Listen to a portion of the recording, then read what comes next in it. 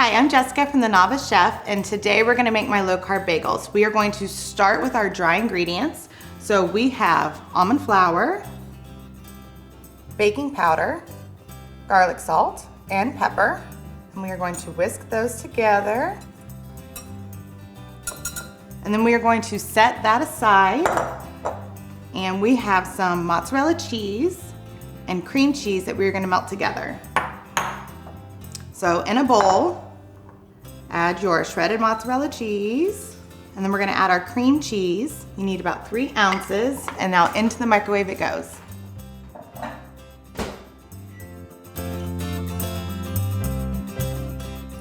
All right, we have our melted mozzarella and cream cheese, and you wanna go ahead and mix those two things together.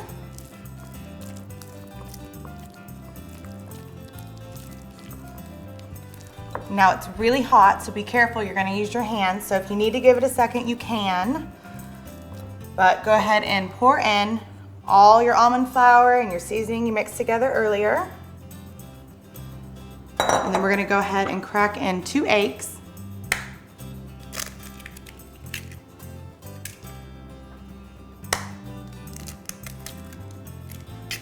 Now this is where it gets really messy. So I already took off my rings, take off any jewelry you have, because this makes quite the mess rolling it out. So go ahead and get your hands in there and start kneading it together. Break your yolks, get it all mixed together nice and well.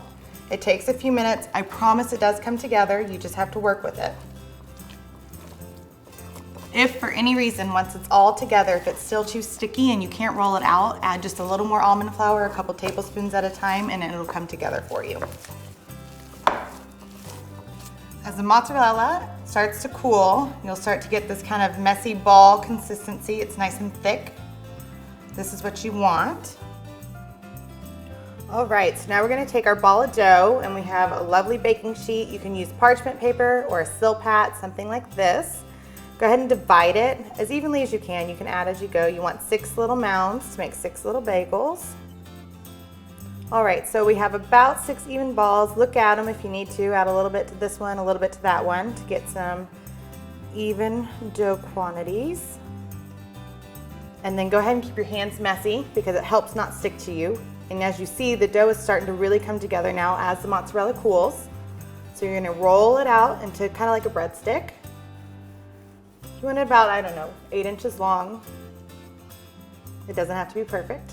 And then we wrap it around each other, and there we go, we got a bagel.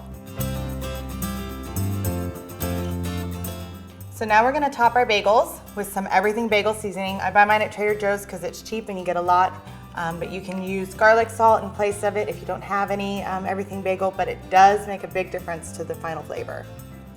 And then we're just gonna sprinkle it on top. I like a lot, so I do a lot. You don't have to do a lot. You could do just a little. You could be stingy, but I like a lot of seasoning on top of mine. So then we are going to put these into the oven at about 425 for about 12 minutes or so until they're nice and golden.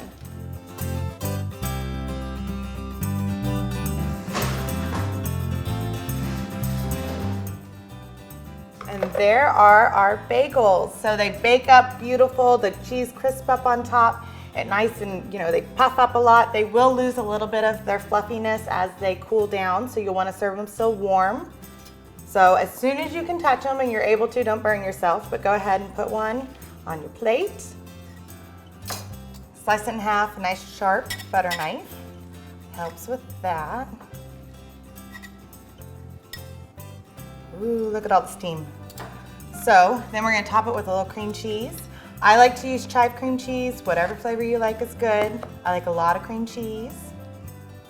Real quick before I forget, look at the texture inside. Don't they look like a bagel? With nice little holes, just like bread. It raises up and everything.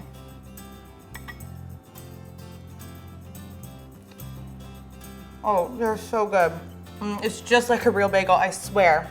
And you have to try this. So for this recipe and so many more, visit thenovicechefblog.com.